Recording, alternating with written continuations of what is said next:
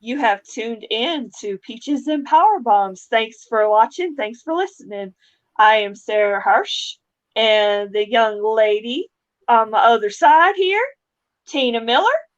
This is episode number 6, right? 6, yeah. Says. Yeah. This many. Yeah, that many. We can count people, yay. Yeah, don't be like me at work and do my numbers, and then instead of writing 14 and 15, I wrote 12 and 13 again. It's Friday. I deserve a break. Yeah. Friday. So as of this recording, because we're going to do an AEW Double or Nothing prediction episode for you guys. We haven't done one before. This is our first one. You excited, Sarah? Yes. Yes, Double or Nothing is Sunday. This is the third one, correct? I believe so. Yeah. And with this year, it's a little more special, I think, because Daly's Place is expected to have a full capacity crowd. So I'm pretty sure there's going to be a lot of pent up energy, excitement. So, and then AEW's got a ton of stuff going on too. So, I think fans are in for a real good treat. Oh yeah, and it's especially meaningful over here because I'm with my dad, and this is our first time watching a pay-per-view together in 2 years, I believe. So we're excited. He's like, I don't know what's really going on over there on AEW, but I'm gonna have fun watching wrestling with you anyway. So I'm excited about it. Yeah, and there's 9 matches on the card. Yep. And so I think we might see some surprises. We might see some but either way, it's going to be special, and I think it'll set forth to what's going to happen at All Out later on this summer. So I believe so. Yeah, we'll go ahead and get started, and so we looked up the matches prior to this because as of this recording, there's 9 matches, and the go home show is tonight at 10 o'clock, Friday night at 10 o'clock. Mm-hmm. I know I'll be in the bed, and I won't get to see it till probably sometime tomorrow. So just keep that in mind as we go along here. If something changes, it's currently 6:41 on my phone. So so we're about 3.5 hours away from tonight's go home show. Right. Well, the AEW Championship is the one that's being highly talked about for many reasons. We all know Kenny Omega. He has a whole lot going on in terms of AEW, TNA, some other stuff.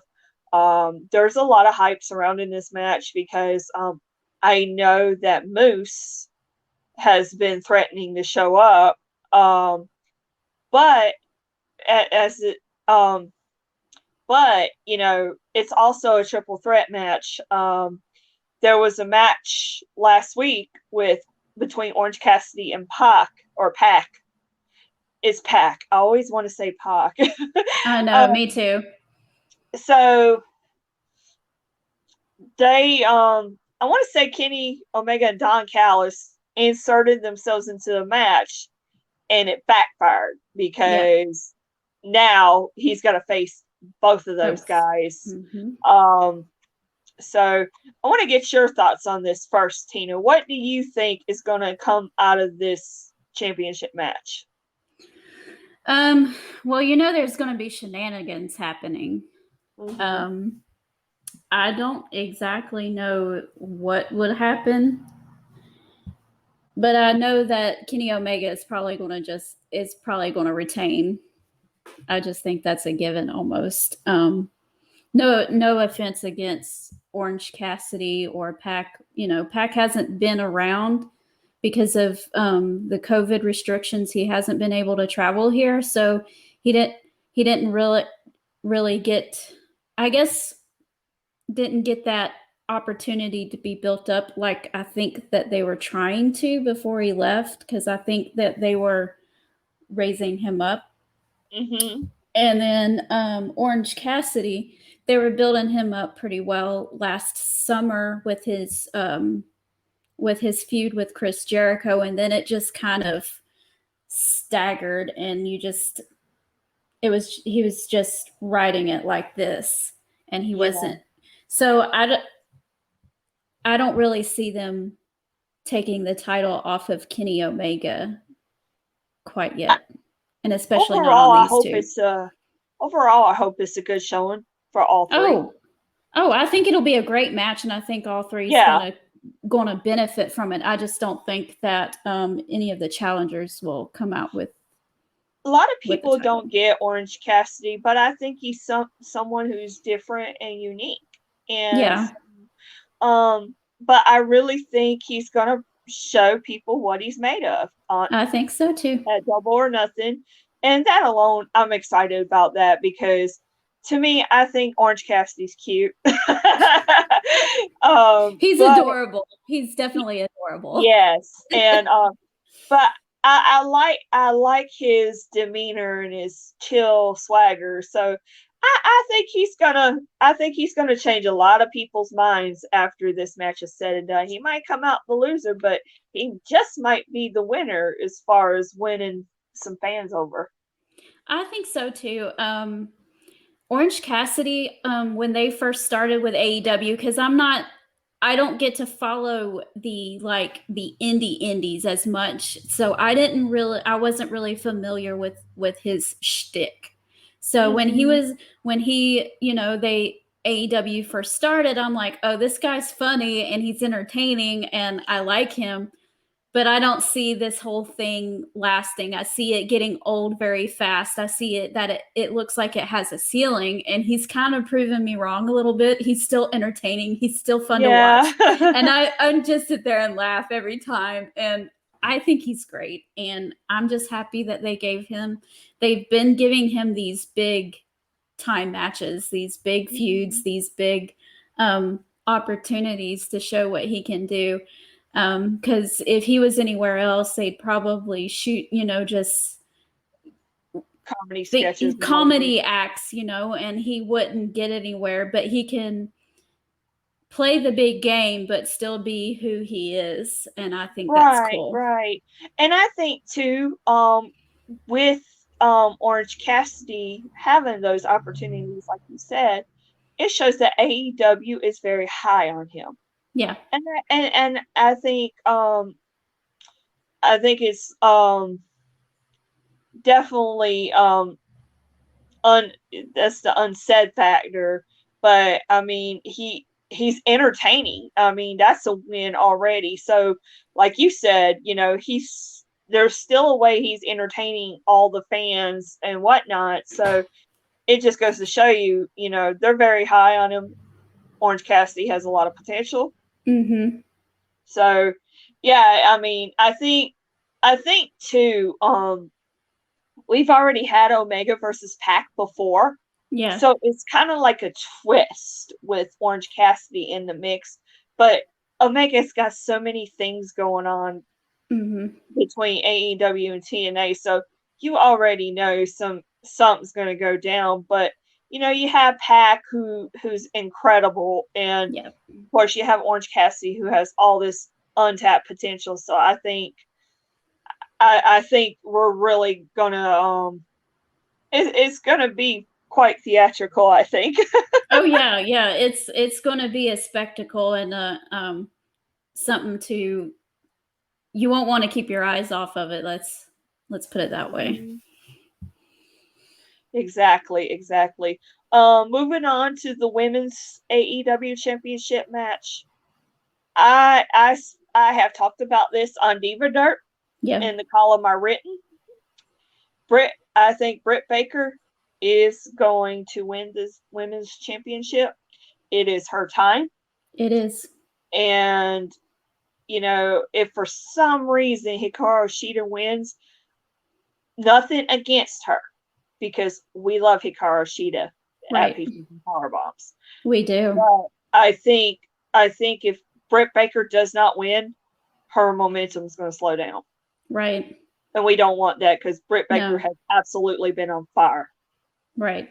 I think this is her crowning moment, because everybody and their mama knows she has worked hard. Right. I mean, with her, when she first turned heel, it was a little shaky, but she got better. And all of a sudden, she's one of the hottest things going on right now. And I think the women's division needs a breath of fresh air and a new direction. And Britt Baker is that breath of fresh air and the new direction. I believe so too. I think that they should build.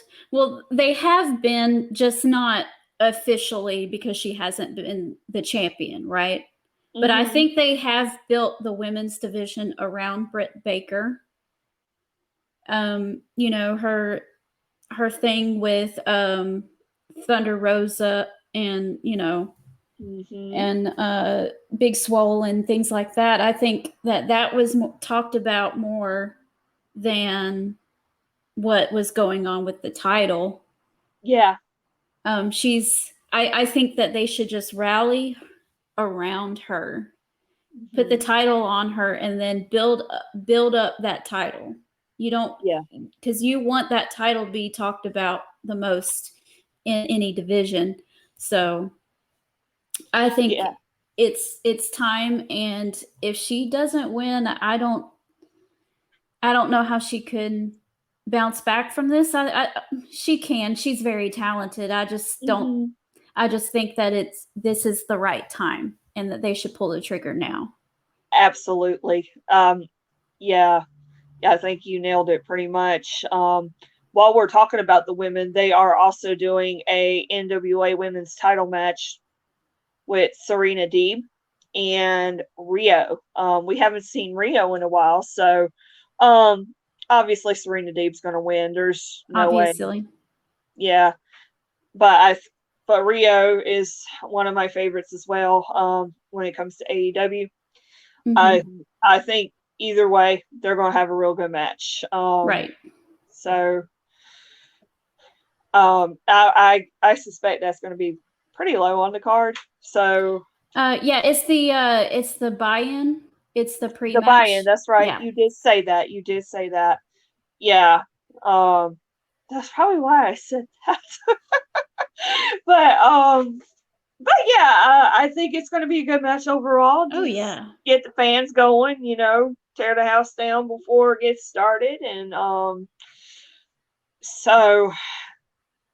and I think that's it for the women's matches, unfortunately. That's right. Yeah, well. Yeah. But so with the buy-in, that's 10 matches. Not 9, 10. Yep.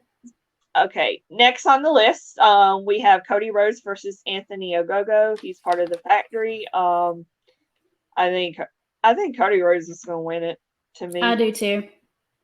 I mean, do you really see him losing when he's going to don the American Dream for one time? No. No, and it goes hand in hand with, him feuding with the Factory. Yeah.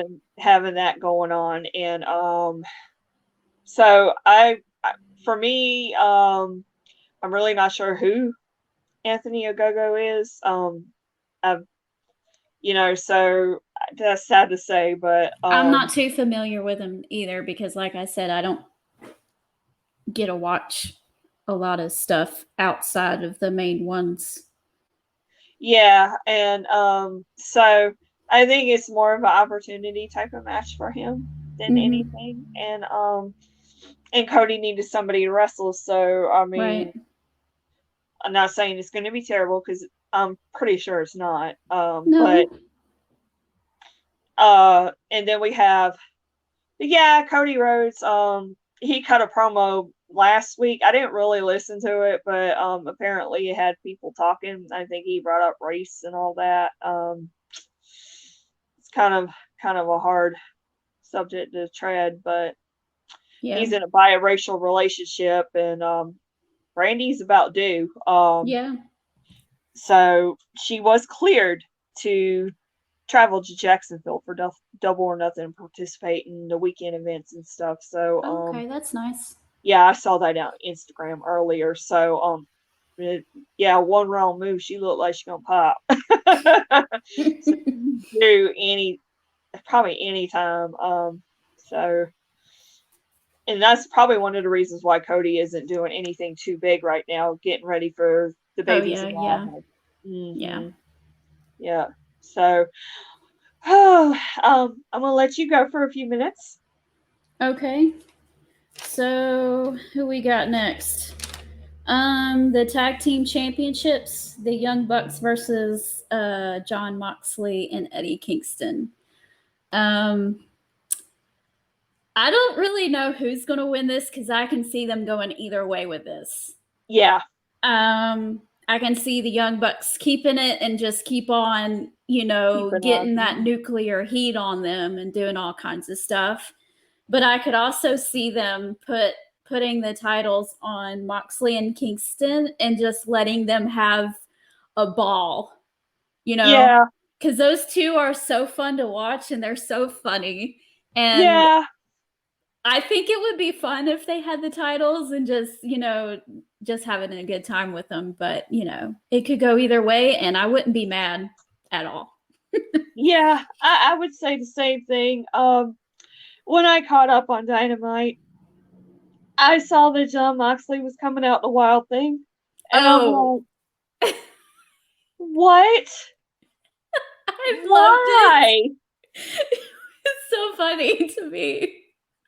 I know. Everybody's like, oh, it's so great. And I'm like, no. I don't know why. Well, the first time he did that, he came out to the original one. And then they changed it to, is it Joan Jett or I don't know who did the cover for it. But I liked it better when they came out to the original than the cover song. I thought it was better, but I thought it was funny. I would have fell out if he came out to Sweet Caroline.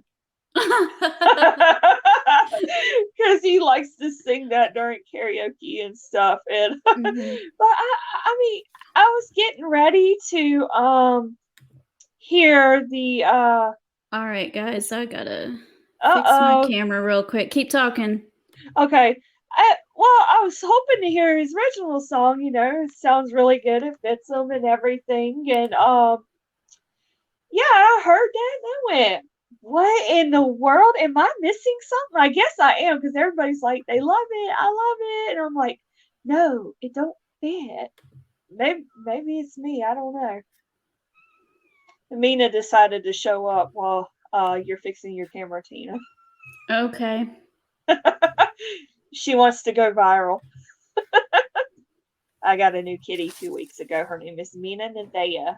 And she is a baby and knows it. Yeah, Mox and Kingston, they just I think they work. We already know how much of a goof Mox can be, so him and Kingston kind of find a way to gel, and this could be a shocker. It really could. This could be oh wow, I didn't see that coming. Yeah, it could. I might have to just be on mic if my camera won't work. Uh-oh. That's okay. We roll with the punches here at Peaches and Powerbombs. We get punched quite a bit. Pretty much, yeah. I know. All right, so what's next on our list here? And I'll just keep on talking while I try to fix this. I don't know if it'll work, but we'll try it. Hey, another match is Hangman Page versus Brian Cage. The battle of of the rhymes here. Cage versus Page. Okie dokie. So what do you think? Hangman is probably going to win this one. I'm really not sure what they're doing with him though. I just feel like he's kind of going with the flow type of thing. Ever since he kind of broke off from the Elite. Yeah.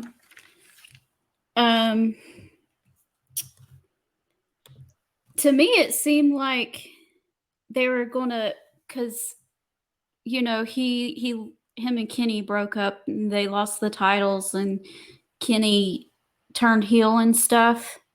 Mm-hmm. And it seemed to me that they were going to build up Adam Page to face Kenny at some point for the titles. But they haven't done a really good job of actually building Adam Page up. I mean, I don't know if they just automatically think that people think that he's one of their bigger names or whatever. Yeah, they did kind of do away with that, and that could be somebody in the future.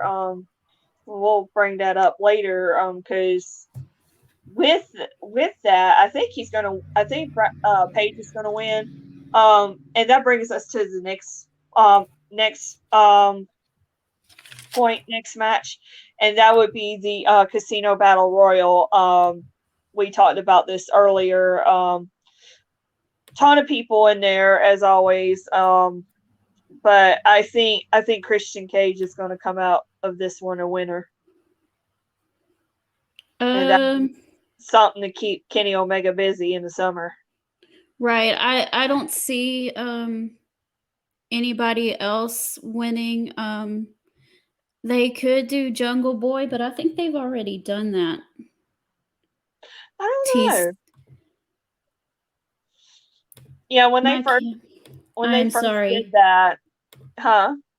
I was about to just tell everybody that I'm sorry. My camera does not want to come on, but you can still hear me, so we're just going to keep going. Yeah. We've already done this too many times where we be in the middle of it, then we have to stop, then we have to start over. We're just going to roll with it. I think Christian is the best bet here. Then they might throw a random, hey, there you are. Yay. Okay. Yay. I am so sorry, everybody. You know how technology goes. It's crazy. Mm-hmm. Yeah. All right. We were talking about the battle for you while you were gone. So yes. Yeah. Christian was my pick to be the winner from the jump. So what about you? Yeah. They could do something crazy and like put it on Penta, but Penta's been kind of doing this. Like when he's teaming with Rey Fenix, he's a face, and then when it's just him, like going after Cody Rhodes or something, he's a heel. So I'm not really sure what they're doing with him. What they're doing with that a lot lately. Yeah, they're doing that a lot lately, and with not just him. There's a few others, and it's kind of we're about to talk about the other one here in just a second. Yeah, we are. So this kind of brings us into that as well. But yeah, I definitely like Penta and what was the other one's name again? Rey Fenix. Phoenix, thank you. Brothers. I was like, yeah, thank you. And I really like them. They always have good stuff, and I could see them branching out. Is it that time? I don't know. Then they might shock everybody. I don't know, but obviously, I think Christian's going to be the winner here. I think so too. The winner's going to have a championship match in the future, and Kenny Omega needs someone to keep him busy, and Christian will be that person. Yep. I think it'll be some good stuff. Yep. So next, we'll talk about the person who jumps back and forth. Yeah. The TNT Championship Miro versus Lance Archer, like we said, Lance Archer, they just, whatever floats the boat that week, he's either a face or a heel. Don't know what we're going to get. I'm guessing he's the face in this match because Miro came off as a heel last time. Yeah.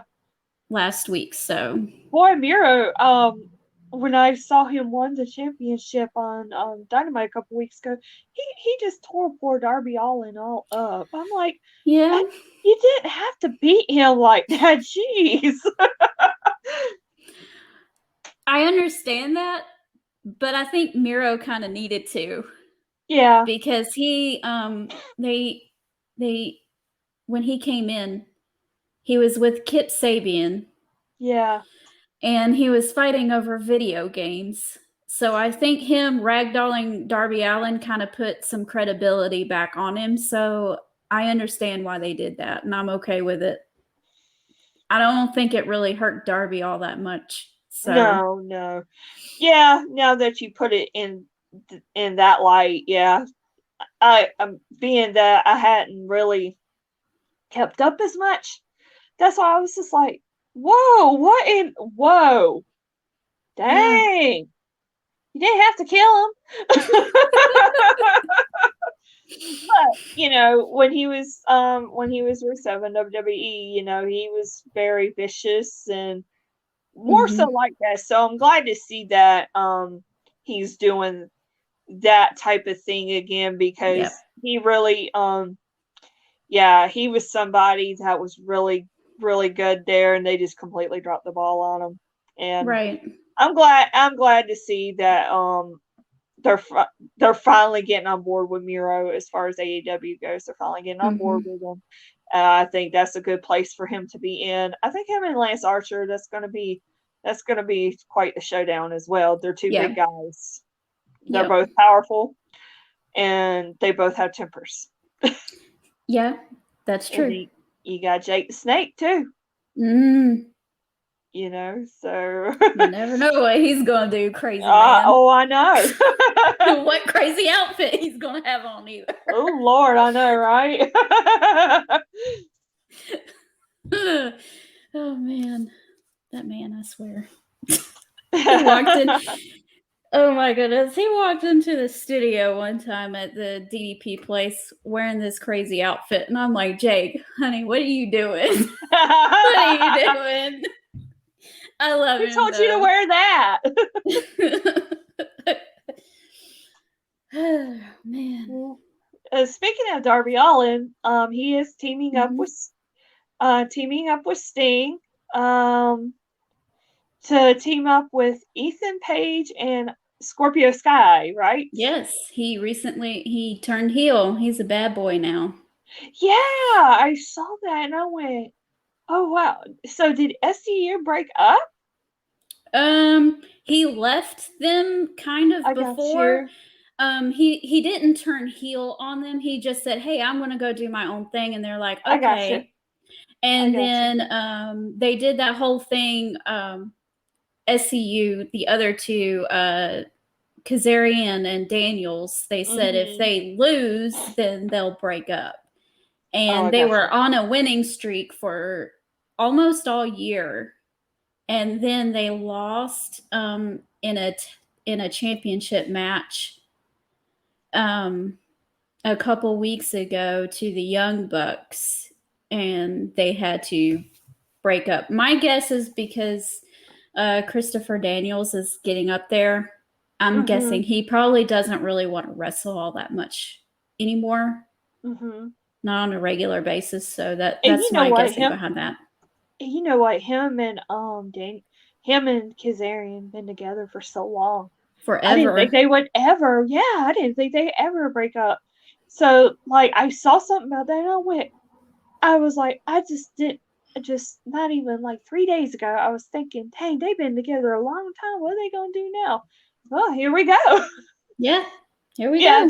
Daniels is getting up there, and of course he's always been so good. He's always been one of my favorites outside of WWE, and of course Kazarian is a standout too. And they worked together so good for so long. I hate to see it end, but they were singles wrestlers before, and so we'll have to go back to the new normal, I guess. So well, and I hate to see it, know. but you never know. They might do a one-off at some point. Yeah, yeah, and I'm pretty sure Daniels might do some part-time stuff if that's the case. So yeah. Yeah. So I see. See, this is the thing where they book themselves into a corner again. Because before, with the TNT Championship, if Miro lost, it looks bad. If Lance Archer loses, it looks bad. I don't see them taking the title off of Miro, and this is kind of the same thing. Okay. Yeah, I don't see. It might be a double. They might have no contest or something. Yeah, I think it would kind of quench throw water onto the fire of the heels in this.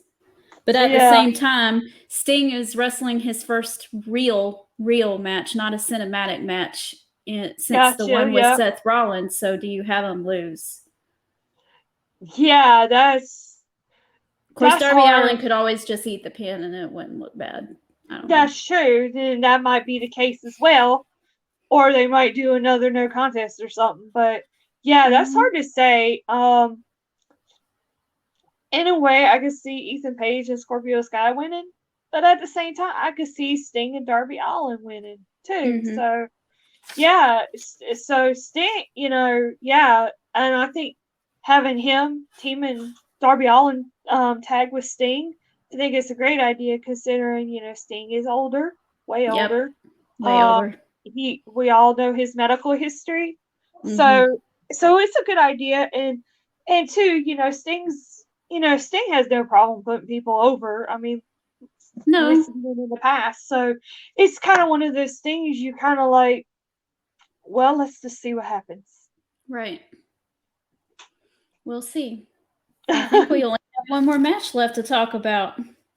Yep. Oh boy. This is the one that I'm looking forward to. Because I just love MJF. Stadium Stampede. The Inner Circle versus the Pinnacle. Yep. I think it's going to be very entertaining. Yes.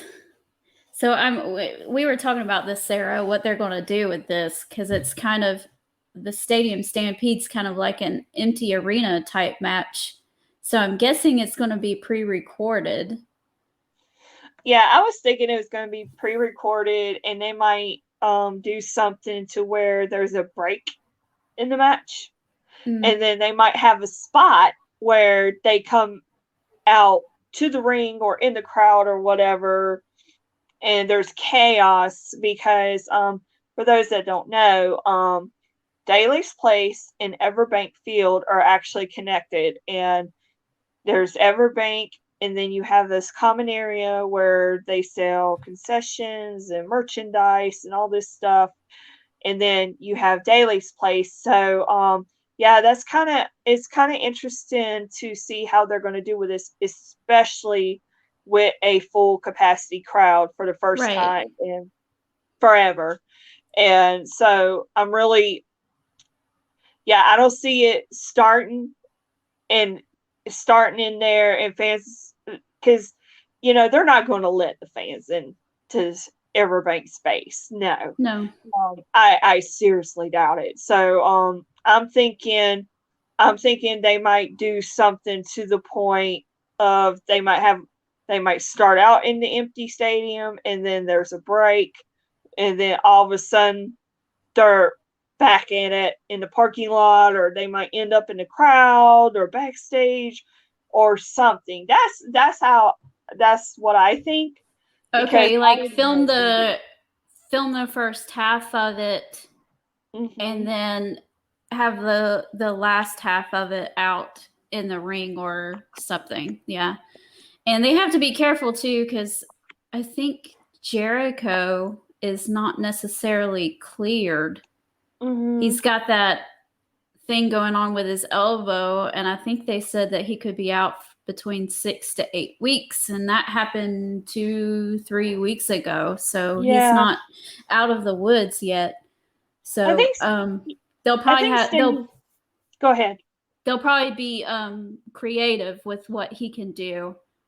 Exactly, and I think that's why they're doing the Stadium Stampede, is to figure out a way for Jericho to be involved and make an impact. Right. And the thing is, I don't know. If the Inner Circle loses, they have to disband. Is that right? Was that the stipulation? I think so. Okay. Wait, we were just talking about that. Yeah, with SEU. Yeah. Maybe that is. I can't remember. Yeah, I think it's what it is, but I think the Inner Circle's going to win this one because, with the whole blood and guts thing, the Pinnacle won that. There was a lot of to do about it, and I think we were talking about it at one point. We were like, okay, Double or Nothing's coming up. What are they going to do? So Stadium Stampede is the answer, and I think the Inner Circle is going to come out on top for this one. That's what I have written down, but I'm starting to second guess myself. I think it could go either way. Yeah. Because all of them guys have potential, like, on their own. Like, Santana and Ortiz could be a valuable tag team by themselves. Sammy Guevara could be a really big TNT title contender, even raising up eventually on his own. And then cut Hager, a fire promo last week. I was like, "You go, Sammy G." Go. And his little cue cards during the commercial breaks is one of my favorite parts. I think he's entertaining. He's funny. And Hager, we all know he can be by himself because he's been by himself before. And of course, Chris Jericho, duh. So yeah, they cut a really good promo last week, and that got me excited for Stadium Stampede. I was like, look at y'all go. Yeah, I'm ready.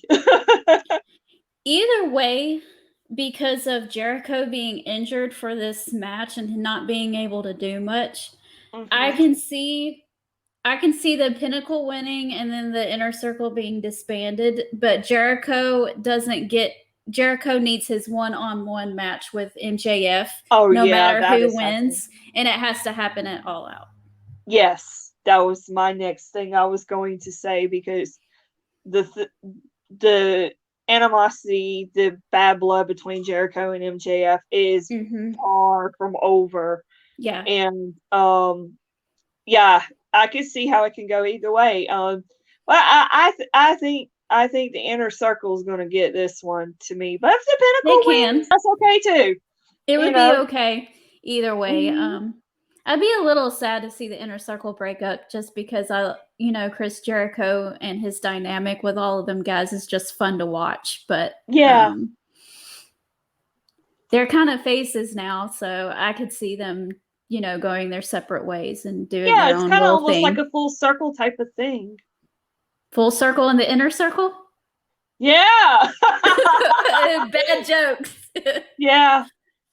I've been around. We have it all at Peaches and Powerbombs, the bad jokes and all. Yes. Well, girl, I think that's the entire card. Yeah. And do we have anything else to talk about? As far as AEW goes, I don't think so. I think there's some news on the SmackDown on the WWE end. I believe they just announced that SummerSlam will be, I know it's on a Saturday. August 21st. August 21st. Mm-hmm. I don't know if they announced a venue yet. I think the rumor is Las Vegas. I've heard that. But that could be just a rumor. Yeah, I've heard that. And then I've heard Miami. Okay. I think those are the two that are in the running. The big thing out of this is that it's going to be taking place on a Saturday. Yeah, which is... Yeah, WWE just doesn't do that. No, so, they're Sunday people. Yeah, yeah. Yeah, I wish they would have a SummerSlam in Atlanta.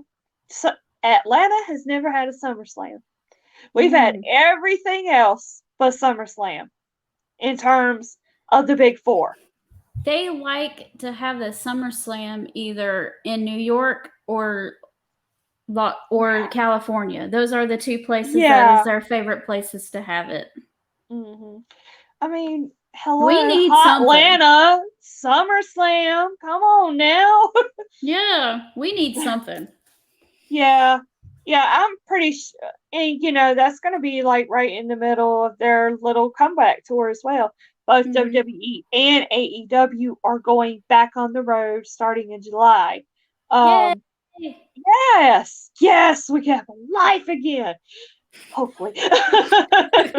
Released from prison. yeah, for real. I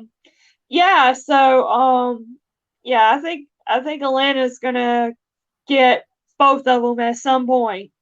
In other words, me and you are gonna be broken this summer. I'll be there. I'll be going. Yeah. We gotta acknowledge.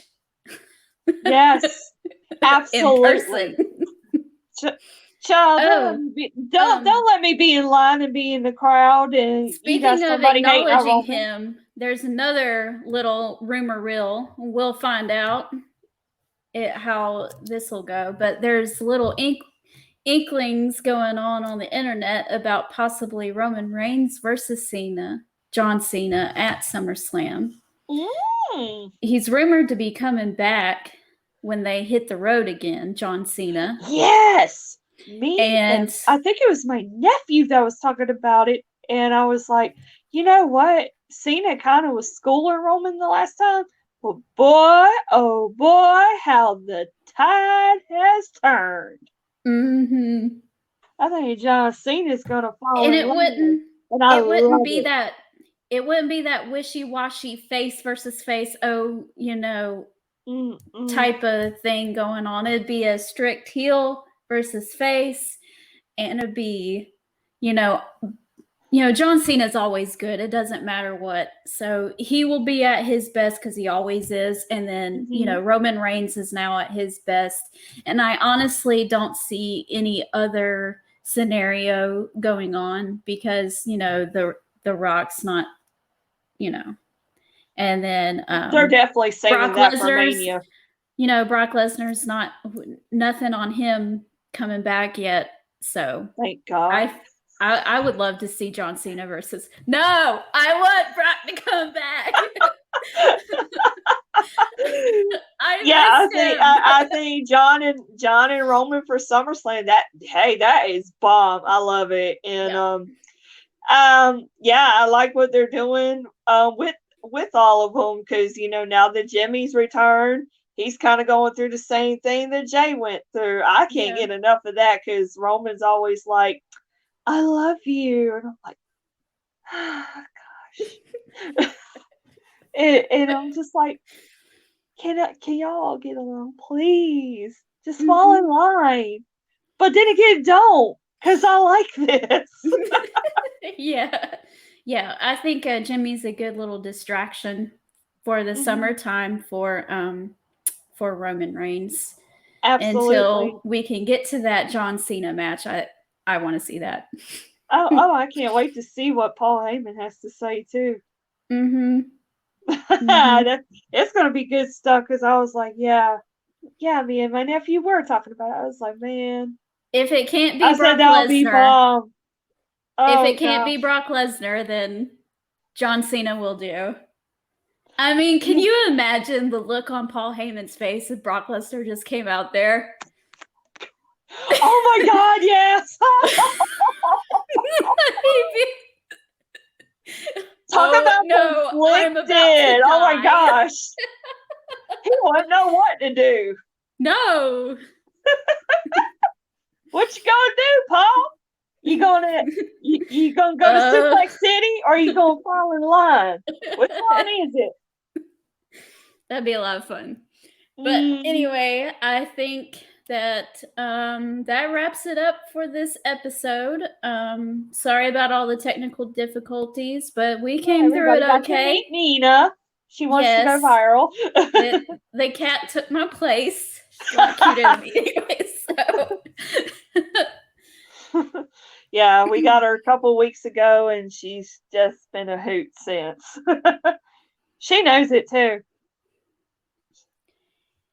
And the next time we will be back, we will be full swing in for summer. Yes. And we're coming up with some good ideas for you guys, so stay tuned to Peaches and Powerbombs. We're not going away anytime soon, so like and subscribe our YouTube channel, follow us on social media. All of our stuff is scrolling at the bottom of the screen, so check it out there, and we will see y'all later. Toodles. Bye.